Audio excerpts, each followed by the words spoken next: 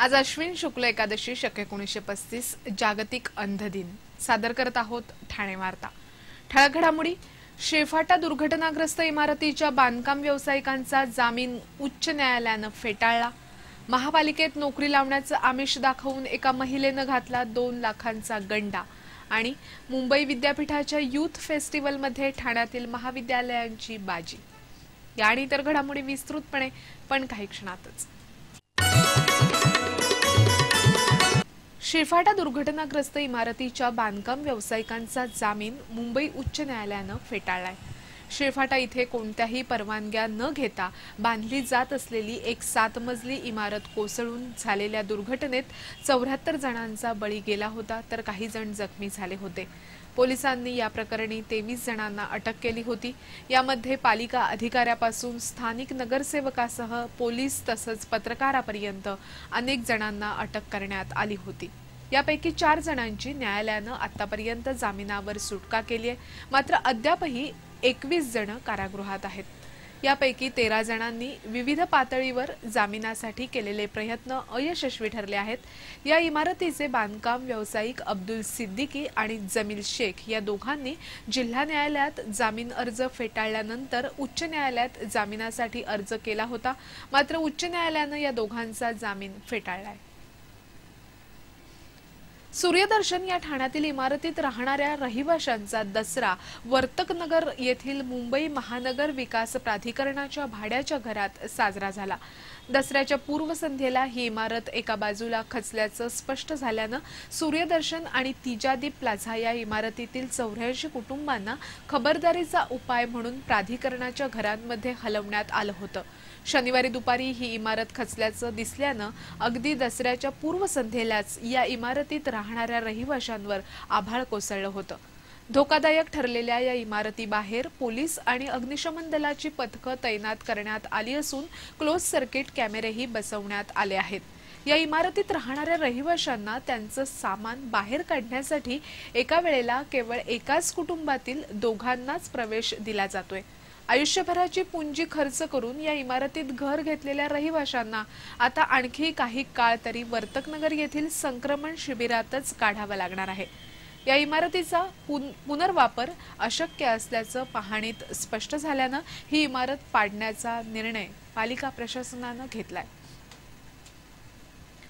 ठाण्यातील होमिओपॅथिक डॉक्टरांनी आपल्या विविध मागण्यांसाठी जिल्हाधिकारी कार्यालयावर मोर्चा काढला होता। महाराष्ट्र राज्य होमिओपॅथिक डॉक्टर्स कृती समितीने आपल्या विविध मागण्यांसाठी आंदोलनं केली आहेत, मात्र शासन आश्वासनापलीकडे काहीच देत नसल्याचं या डॉक्टरांचं म्हणणं आहे।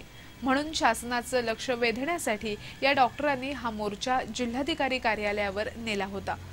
होमिओपॅथिक डॉक्टरांना मॉडर्न मेडिसिन वापरण्याची परवानगी मिळावी, होमिओपॅथिक डॉक्टरांना शासकीय नोकरी मिळावी, होमिओपॅथीसाठी शासनाने स्वतंत्र संचालनालय निर्माण करावं, होमिओपॅथिक डॉक्टरांचा समावेश रजिस्टर्ड मेडिकल प्रॅक्टिशनर्स अंतर्गत करण्यात यावा, ड्रग आणि कॉस्मेटिक कायद्यामध्ये होमिओपॅथीचाही समावेश करावा, होमिओपॅथी महाविद्यालयांची संख्या कमी करावी, अशा काही मागण्यांसाठी हा मोर्चा काढण्यात आला होता। मुंबई विद्यापीठातर्फे आयोजित आंतरमहाविद्यालयीन यूथ फेस्टिवलमध्ये ठाणे जिल्ह्यातील महाविद्यालयांनी बाजी मारली।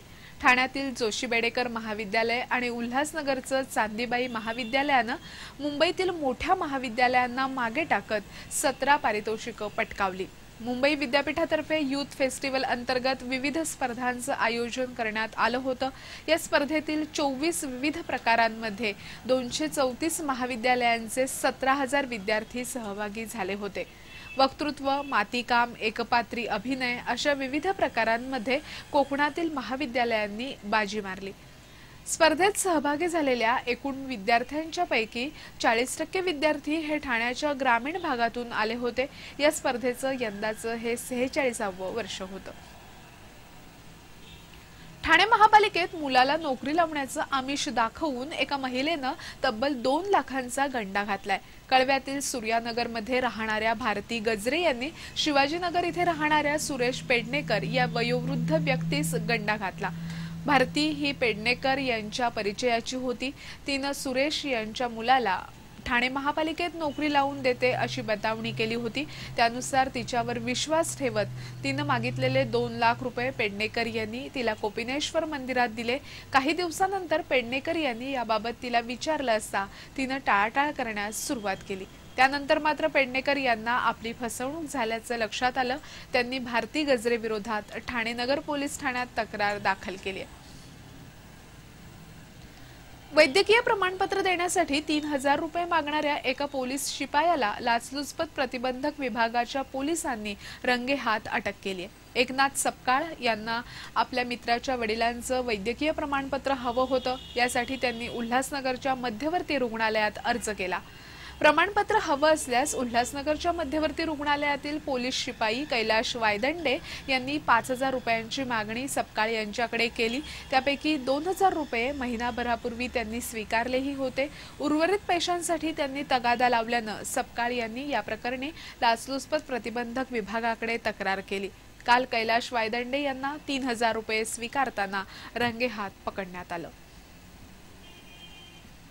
ठाणे महापालिकेनं 3 दिवसात स्थानिक संस्था करापोटी 5 कोटी रुपये जमा केलेत। गेल्या काही महिन्यापासून ठाणे महापालिकेनं स्थानिक संस्था कर चुकवणाऱ्या व्यापाऱ्यांविरोधात कारवाईचा बडगा उचललाय। समजुतीची भूमिका घेणाऱ्या पालिका प्रशासनानं आता स्थानिक संस्था कर न भरणाऱ्या व्यापाऱ्यांच्या आस्थापनांवर छापे टाकणं सुरू केलंय। स्टेशन रस्ता परिसरातील जीवन ज्योतीवर टाकलेल्या छाप्यानंतर गोखले रस्त्यावरील हस्तकला आणि त्रिमूर्ती वाईन्सवर छापे टाकण्यात आले होते। आता सणासुदीच्या दिवसात पालिकेनं सोन्या चांदीचे कापडाचे व्यापारी यांच्याकडे मोर्चा वळवलाय। मोठमोठे व्यापारी स्थानिक संस्था कर बुडवत असून काही व्यावसायिक अगदी नावालाच स्थानिक संस्था कर भरत असल्याचं उघड झालंय। पालिकेनं दसऱ्यापूर्वी उघडलेल्या विशेष मोहिमेत 3 दिवसात स्थानिक संस्था करापोटी 5 कोटी रुपये जमा केले। पालिकेचं जकातीपोटीचं उद्दिष्ट साधारणतः 600 कोटींच्या आसपास होतं, पण स्थानिक संस्था करातून इतकं उत्पन्न पालिकेला मिळेल का याबाबत साशंकता व्यक्त होतीये। दरमहा 50 कोटी रुपये या हिशेबानं आतापर्यंत 300 कोटी रुपये उत्पन्न अपेक्षित असताना सध्या अवघा 135 कोटींचा महसूल पालिकेच्या तिजोरीत जमा झालाय। हा कल असाच राहिल्यास पालिकेला आपल्या अनेक योजना गुंडाळाव्या लागणार आहेत।